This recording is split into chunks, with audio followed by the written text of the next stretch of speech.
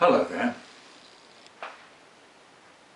Many years ago, I remember hearing a story called Rama and Sita, a story that comes from India.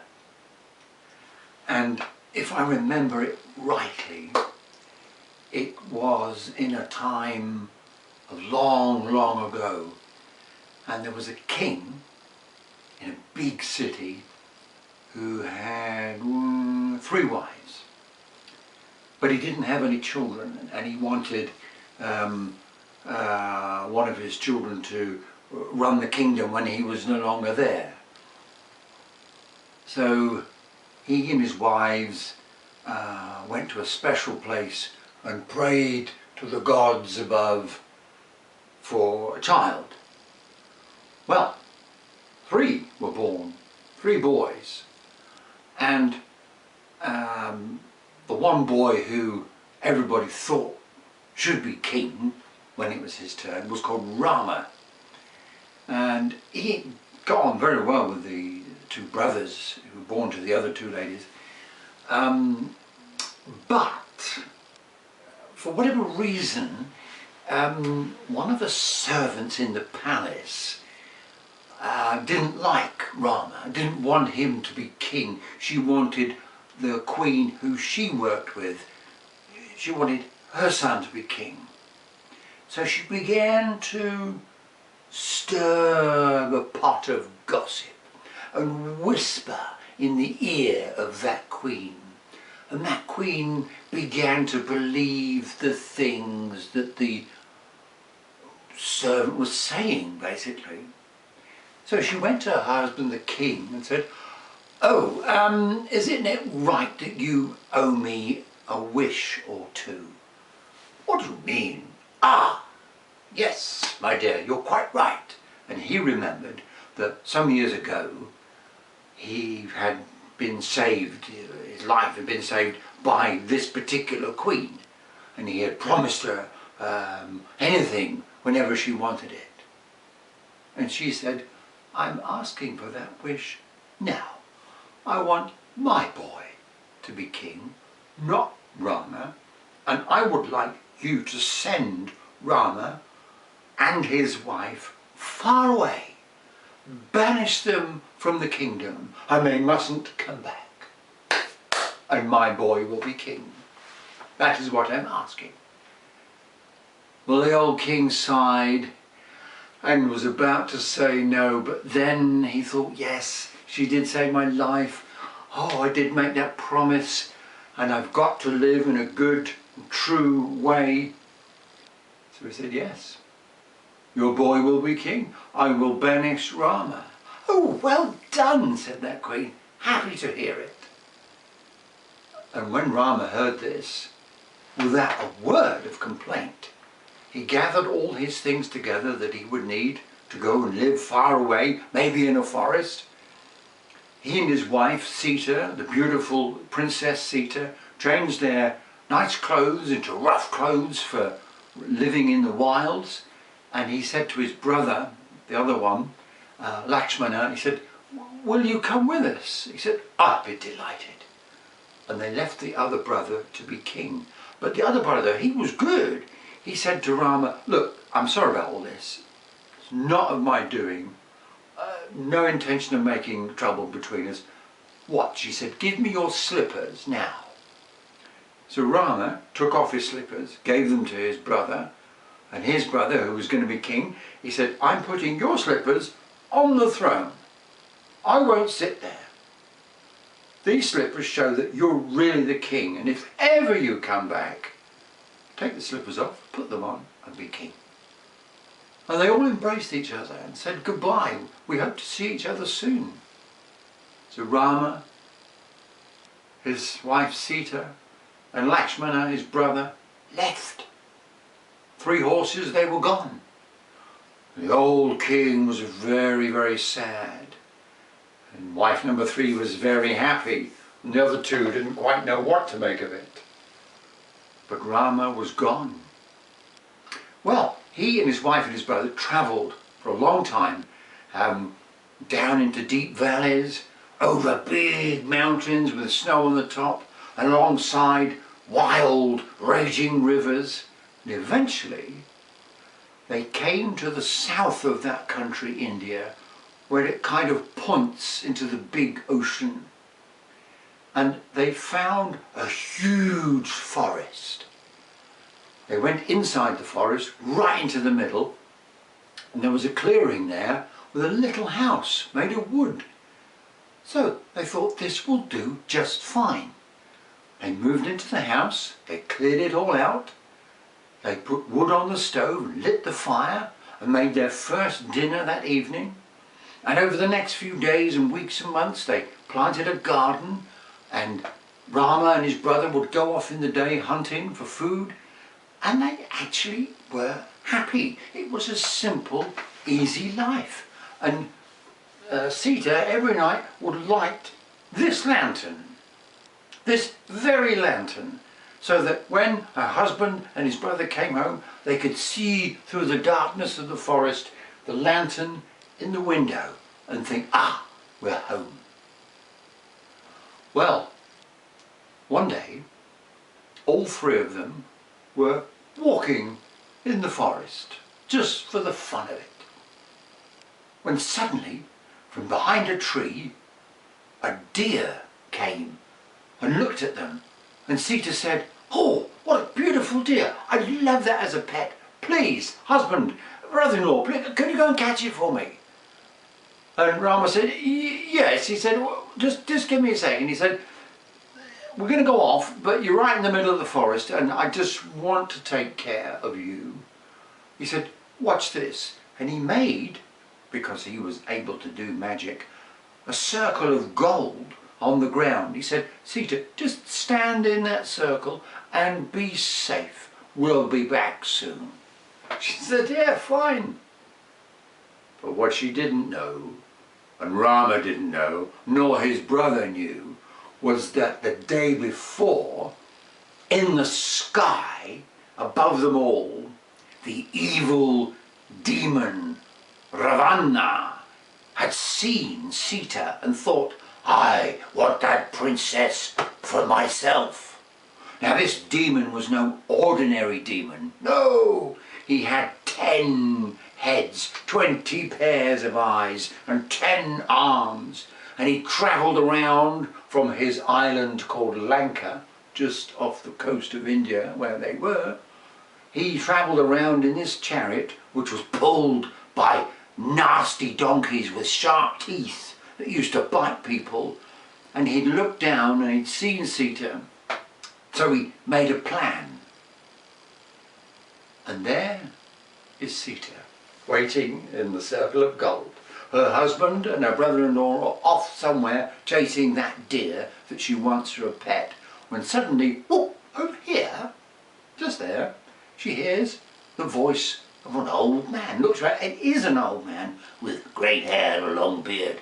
And he's saying, "Oh, excuse me, my dear, I'm old and hungry and thirsty. Could you possibly give me something to drink?" And Sita thinks, I have to do the right thing. Poor old man. I know him in the circle of gold and magic, but I'll just pop into my house and get a cup of drink. She takes one step out of the circle, and the old man turns into Rama, the demon with many heads. He jumps forward, he grabs Sita around the waist, he throws her into his chariot, he cracks the whip, and the donkeys leap off. She tries to get away, but he hangs onto her tightly. And in that instant she thinks, I am being kidnapped by this evil, horrible demon. What can I do just so that my husband and his brother have an idea of where I've gone? And she suddenly saw her bracelet here, given to her by Rama, her husband. She quietly takes it off and drops it on the floor. Then she removes a necklace when the evil monster's heads are all turned the other way, and drops that too. Then she takes a ring given to her by the king himself, her father-in-law, and drops that as well. But the donkeys pull the chariot through the sky. They are accompanied by many flying evil demon types, and they swoop away to that island called Lanka. Well, Rama and his brother finally get to the deer, and the deer turns round and it has the face of a demon, because it's not a real deer, it's a magical deer created by the evil Ravana. And they look and think, what's happened? What's happened to Sita? And they turn, they forget the deer, they run back, and the circle of gold is empty. And they look around and there's no sign of Sita. But then his brother says, look Rama, look at that bracelet, I recognise that. And then over there they see the necklace, and much further down the track they find her ring, and she's left a trail that heads south. So Rama and his brother Lakshmana, they run for 1, for 2, for 3 days through the forest. Rama has his golden bow given to him by the gods, and his brother Lakshmana has a big sword, and they're looking round for whatever. They don't really know what they're looking for. And they stop, exhausted, in a quiet place and think, what are we going to do next? And a voice just over there says, yes, what are you going to do next, my friends? And then I look round and there's a big white monkey with a crown on his head. The monkey smiles and says, good people, my name is Hanuman. I am the Monkey King. This is my kingdom. Welcome. And what is it that troubles you? Well, they told him all about what had happened. He says, ah, yes. I think I know what's happened. The evil, many-headed, many-armed, many-eyed demon Ravana has stolen your wife. And he'll have gone somewhere far away. We will look for her. Oh, thank you, said Rama. Yeah, so that'll be you, me and my brother. No, no, said the monkey god. No. You and me, your brother, and my friends and my people. And he clapped his hands like this, so much that the whole forest shook with the sound. And from everywhere, over there and here and there, came monkeys and bears, because the monkeys and the bears were the best of friends.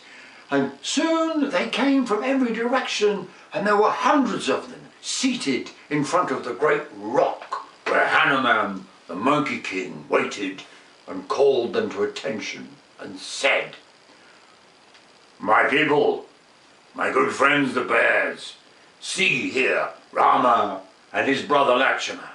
They are looking for Rama's wife, Sita. Go now to the west and to the east and to the north and to the south and look for where she might be. And they disappeared like fog in the morning and went in every direction.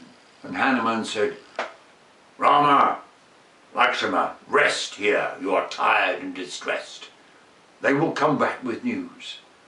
Well, they did come back, every monkey and every bear, but they'd seen nothing, they'd found nothing. They'd seen demons and things flying in the air to and fro, but no sign of Sita. But then the last monkey came. He said, I'm sorry I'm late. I'm sorry, great king, but I think I know where she might be. Oh yes, said Hanuman, tell us more. Great king, I went to the very edge of this country where there is the great ocean, and in the distance on the horizon I can see the great island Lanka, and I could see demons in the sky flying backwards and forwards more than ever before. I think Ravana has taken Rama's wife there. Right, said Hanuman, let's go and find out. Please, all of you, let's move. And they moved in a great river of people, and they came to the edge of what felt like the world, the edge of India. And Hanuman said, how are we going to find out, I wonder? And Rama looked and Lakshmana looked, and that monkey the one who'd had the idea, said, "Allow me, please people, clear a path. I just need to get further back up into the hills there." He went all the way up, and he turned and he ran. And ran and ran and ran and ran and ran, and he got to the edge of India and jumped. And the monkey spiraled through the air all the way to the great island. Bang! Landed on the path, on the sand, and looked around. And he crept quietly up to the great castle, and he peeped through the gate. And there he saw, in the courtyard, a golden cage, and in the golden cage a beautiful woman standing calm, looking around. He thought, that's got to be her, that's got to be Sita. And he crept through the gate. He crept right up to the cage and said, "Princess Sita." And she turned and looked. He said, "I am from the Monkey King. I am of his tribe. Worry not. We will do all we can to come and rescue you. But now I must go." And he turned and ran. And he ran around and ran as fast as he could. And zoom, zoom, zoom, spiraled up through the air. And bang! Landed back on the coast of India. And went to see the great king and Rama and his brother Lakshmana. And he said, "I found Sita. She's in a golden cage in the courtyard of the castle of the many-headed demon." "Ah," said Hanuman, "okay, it is well we have found her, but we can't all be like this monkey and jump through the air. What can we do?" And at that moment, from over here, came a great roar, and there was a large tiger. And the tiger said, "O great king Hanuman, me and my friends, we the people of the forest, we will help you to do something special." "And what's that?" said Hanuman. And the tiger replied, "Let us all build a bridge through the sea. We can do this, can't we?" And there were birds and creatures and snakes and all kinds of animals, and then the monkeys, and then the bears. And Hanuman said, "Marvellous idea. Everybody grab stones, rocks, bits of wood, grass, earth, anything you can." And they all set to, Rama and Lakshmi as well. Even Hanuman took his crown off and got stuck in. And for 3 whole days, everyone piled all this rocks and grass and earth and stones and wood until a causeway was built out across the ocean, and it touched the shore of the island of Lanka. And there was fog for 3 days, and nobody in the castle saw anything. But on the 4th day, as the sun rose, Hanuman, the Monkey King, said, "Today will be clear. Today we will be seen. Today we will fight." And all those animals and birds and snakes and monkeys and bears and great Hanuman and Rama and Lakshmi rushed across the causeway and crashed against the great gate of the castle. It burst open and a battle started with all these creatures and the demons and Ravana of the many heads fighting for 1, 2, 3 whole days. And at last there came a point when there was Ravana, the demon with the many heads, and Rama, the prince. And as much as Rama cut off one of the heads of the monster, the demon, it grew straight back. If he chopped an arm off, it grew straight back. And it was not working. And then suddenly he had an idea. The golden bow and arrow that the gods had given him. And he took it off. And he took an arrow from the quiver behind him. And he put the arrow into the bow, pulled the string back, and he just prayed quietly, May this arrow find its true mark. And the arrow shot off, bang, and caught the many-headed demon just there. And its great heart burst open, and it fell in a great cloud of smoke and fire onto the floor, and was dead, and exploded, and disappeared. And all was suddenly quiet. Every demon was dead. The great, evil, many-headed Ravana was dead.